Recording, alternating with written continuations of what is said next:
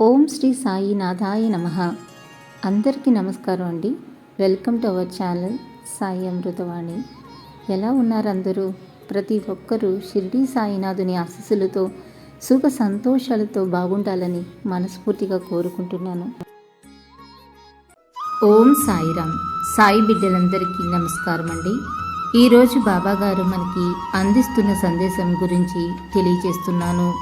హెచ్చరిస్తున్నాను తల్లి, మాయమాటల వలలో చిక్కుకోకు.